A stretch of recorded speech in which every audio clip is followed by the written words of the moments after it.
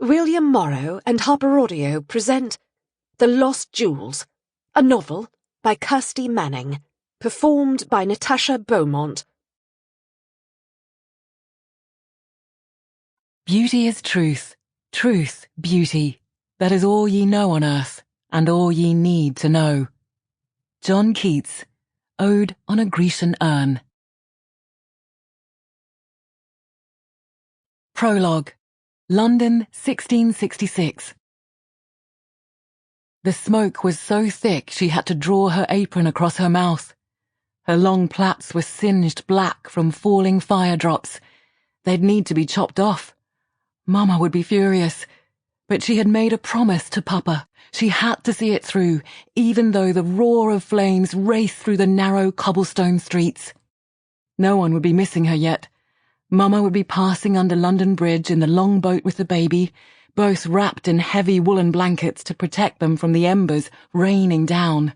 The girl had begged, then pushed mother and baby into the overcrowded boat as barrels of oil and tallow exploded behind her, promising she would jump in the boat behind. "Think of the baby, Papa would!" Her words had been whipped away by the searing easterly, and the boat was swallowed by the haze as it left the dock. Onshore was chaos as families unloaded trunks and leather buckets filled with their most precious goods. Horses snorted with terror and threw their heads back. Hooves clanged against cobblestones. The beasts' ears were pinned back with fear. The girl was grateful her mama and little Samuel were gone, safe. The flustered captain had braced his leg against the timber wharf to steady the boat. He'd held out a hand to the girl, but she'd stepped backwards into the smoke and shower of embers, turned on her heels and ran. She'd kept running uphill, away from the Thames, until she could make out the line of St. Paul's steeple, tall and grey against the orange sky. The cathedral's stones exploded like gunpowder as she fought her way through the panicking crowds streaming towards the river. Her steps slowed now as she trod carefully, looking down to avoid the rivulets of lead and shit flowing over the cobbles. She put a hand out to feel her way along the walls. Her fingers trailed across rough timber beams as her boots crunched over broken glass. The girl had lived and played in these streets and lanes all her life, and she counted them as she passed. Ironmonger, king, honey, milk, wood, butter, then Foster Lane. Almost home. The two buildings flanking hers were engulfed in red flames. Men with rolled-up sleeves were trying to douse the fire with paltry buckets of water. The fire hissed and roared up the walls and across the wooden shingles, as if laughing at the people below. "Get away! It's too late! Traitor Blackfires! St. Paul's is afire!" It was too late to turn back. Not when she was so close to home. Not when she'd promised Papa.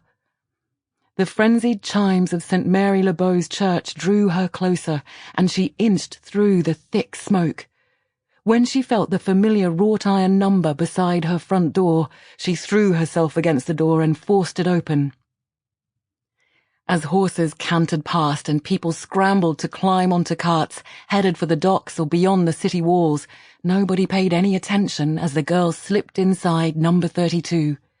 Her chest was burning, as if with each breath she was drawing the fire deep into her lungs. Tears formed, but she wiped them away with her filthy sleeve. Now was not the time for self-pity. Instead, she fell to her knees and crawled over the blue Persian carpet in the entry hall and into the tiny room beyond, Papa's special workshop. Quick as a lark, she removed the key tied to a ribbon around her neck. She kept it tucked under her clothes whenever he was away on one of his trips, like a talisman to sing him home. The firestorm surged. Heat poured in through the smashed windows and the open front door. The thunk of timber beams and collapsing houses surrounded her. The shingles atop her own roof started to smoulder and whistle. Time was running out. The girl unlocked the door and hurried down the narrow stairs. Stepping into the chilly cellar, she felt a moment's relief. It was so calm, so quiet after the tumult of the streets. She squatted to find the telltale bump in the dirt. It was their secret and she had to retrieve it. She knew Papa would understand. Sample complete. Ready to continue?